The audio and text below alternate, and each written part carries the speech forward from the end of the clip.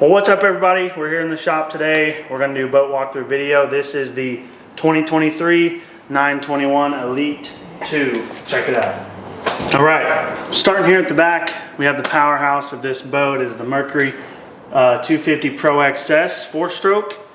You need to check one of those out if you haven't ever seen one or heard one. You'll know it whenever you do. Besides that, we got 8-foot power pole blades mounted up to a TH Marine jack plate. Moving back here, so the cool thing with this Elite 2 is the battery compartment has some cool trays that you can put some tools in, you can put a prop in. I've got my Ghost prop over there, extra one.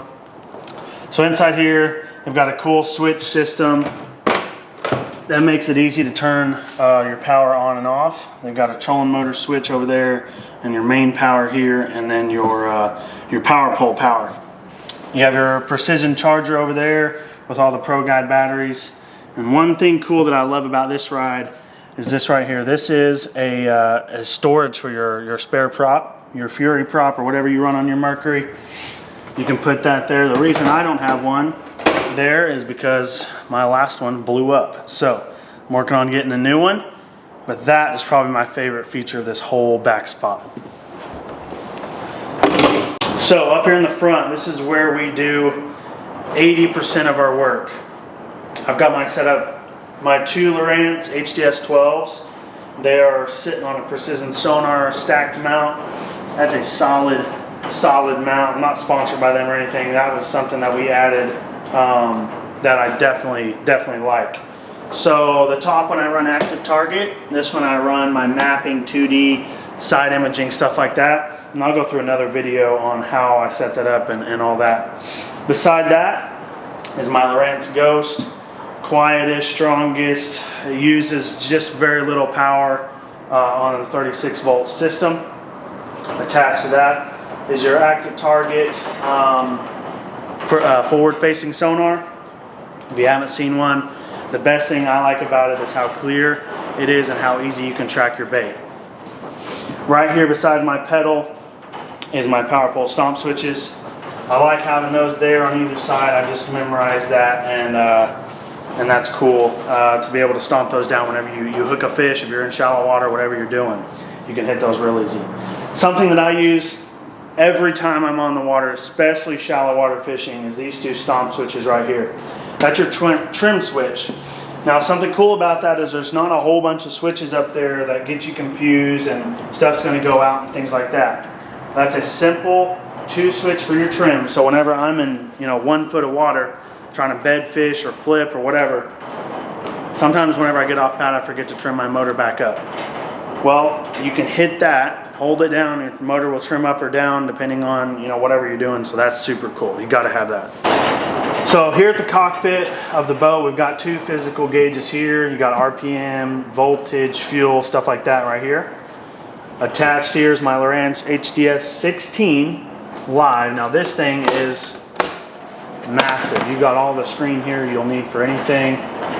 Moving over here, one cool thing that the Phoenix has is the flip gauges. You don't have the electronic buttons or anything like that. Whenever these go out, if they do, you can replace each of these individually. They've also got fuse switches over there, and they all light up whenever they come on. So right here, beside that is the most, the most important part of our boat that Kobe and I say our boat, of this boat, is the speaker system right here. Whenever you're having a tough day on the water or you're getting ready to blast off, you can turn that thing all the way up and blare some music, and it definitely makes the day better, especially whenever you're running back with no fish like you see in the last video. Beside that, we have the pod light switch for the front lights, a cleat here to tie off, and then your power pole buttons right here. Lights. Are we ready? Mm-hmm. Did you get that? Mm-hmm. Awesome. Okay, so for your passenger, your partner, your co-pilot, however you want to call them, they've got some cool rod storage right here. If you want to hide some stuff in there, you can. I put my YOLO Tex right here, my nav light, and also some spare Vertus rods that have some tubes that run up in there. that's a locking compartment that you can lock for your co-angler, or in my case I put spare rods in there. Something cool that they also have is that system right there, so that holds your rods out here. You can strap that to where they don't fly off the boat. Now these compartments here, you have your cooler right here in the middle with a padded lid right there. Now the reason we do that extra pad is for whenever you're measuring your fish right here, or you're rigging rods, tackle, things like that, kneeling down on that, it doesn't, you know, break your knees. Now right here we have kind of my two junk drawers. You can put your bait fuel in there, things like that. Now something's cool is that these come out, and so you can hide some stuff in there if you need to. You can put your wallet, keys in there, they're not gonna get wet. That's a cool feature. So moving up to one of my favorite parts of the whole boat is this middle box. It's for the tackle compartment. So we open this up. The Elite 2 has separate storage right here. You know, a lot of boats have one big box. The reason I like this two box storage is because you're not reaching way up in there to get your baits. You've got one box here that fits plenty of tackle. As you can see, it's a mess in here from our last trip to Florida. But something cool, so we've got some foam that you can hook your spinner baits, your jigs, your crankbaits into, and that keeps those lined up there. Now also too, we have some clips here for your plastics, and all those do is just clip. So what I do is I just clip it through that pegboard slot, and that way they're not coming out of there.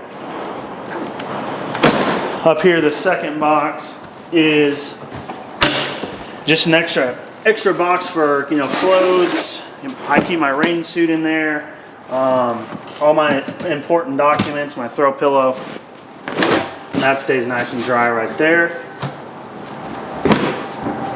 Now something cool about this boat is it has all slam latches. So as you see, when I pick this box up, I don't have to worry about twisting it, shutting it, breaking my toe on it. I can just pick that up and it shuts. Over here right in front of the console, we have another rod box. Now you can put rods in here, storage and things like that. What I do, it's kind of empty right now, is I put my extra line in there. So all my extra Berkeley line, I put an extra jacket, and it also has an extra front nav light in case your built-in bow lights go out. Now over here to the essential box, everybody knows you gotta have a rod storage box. This box will hold, I don't even know how many rods. Now something that I do with this boat, what I did with this boat, was I took out the rod tubes in the front. You can keep those in there. A lot of people do, a lot of people like them, a lot of people don't. I'm not a big fan of them, but they put that in there if you do like it. That does protect your rods. I'm just able to fit more rods in here if I take that out. So as you can see, plenty of Virtus rods in here. The thing I like about this is the carpet in here. So that protects your reels from getting banged up, scuffed up, things like that. And it doesn't, you know, I don't really ever get water in there. I'm not ever just leaving this open whenever it's pouring down rain. And even whenever water washes over the front, this lip allows for that water to drain out. So you're not gonna get very much water in there, if at all. And if you do, it's not gonna, you know, mold up like they used to. Now one thing you can see is the rod organizer in there.